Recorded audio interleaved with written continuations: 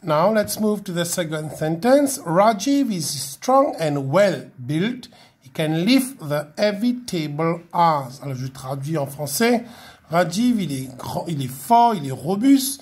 Il peut soulever cette table qui est lourd. Il y a le mot as. Alors on peut mettre ça comme ça. As Rajiv is strong. Je vous ai dit normalement quand il y a le mot as, normalement on le met au début de la phrase. Is strong and well built. Alors, quand vous écrivez ce mot-là à l'intérieur, il n'y a pas lieu de mettre un majuscule. You don't have to write capital letter. Vous écrivez he can lift the heavy table. Mais n'oublie pas de mettre le point à la fin. He didn't hear anything. He is deaf because. Alors, il n'a rien entendu. Il est sourd. Il y a le mot parce que.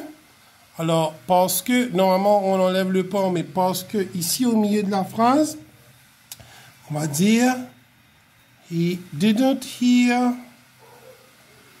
anything because, et comme je vous ai dit, quand ce mot-là va venir à l'intérieur de la phrase, on met petite lettre, he is deaf. He didn't hear anything because he is deaf. We couldn't open the door, it was locked. We couldn't open the door, it was locked because... Alors, on ne pouvait pas ouvrir la porte, il était fermé, elle était fermée, excusez-moi. On ne pouvait pas ouvrir la porte, elle était fermée. Il y a le mot because, la réponse c'est, je vous ai dit, because, on va le mettre au milieu. We couldn't open the door because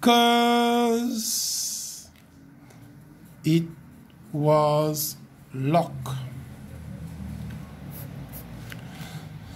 Ah, maintenant on va parler du mot but. But veut dire mais. Alors, écoutez, suivez et vous allez comprendre. She tried her best. She couldn't do the exercises. She tried her best. She couldn't do the exercises. Alors, elle a essayé de son mieux, mais elle n'arrive pas à faire les exercices. On va mettre but. But, normalement, on le met au milieu. N'oublie pas, on va écrire ça comme ça. She tried her best. But, alors n'oublie pas, ce mot-là va venir là, petite lettre.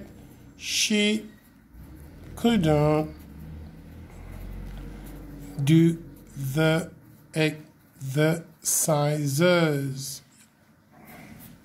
She tried her best, but she couldn't do the exercises.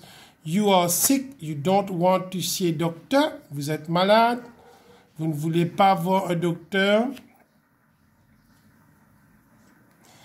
Alors, but au milieu, you are sick,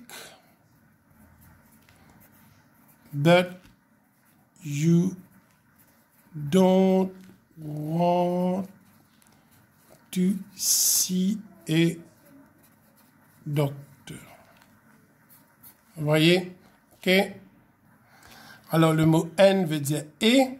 Paul ran to the bus stop. He got into the bus. Paul, il court vers l'arrêt d'autobus. Il entra dans l'autobus. Et Paul ran to the bus stop. And, n'oublie pas le H pour I va petite lettre. He got. On peut enlever le he. On peut dire and got. Voilà, on peut mettre ça comme ça. And got into the bus. Pour ne pas répéter le he, parce qu'on a déjà fait référence à Paul. OK, il n'y a pas lieu de mettre he. Paul ran to the bus stop and got into the bus. Mala took her book out of her bag. She started reading a passage.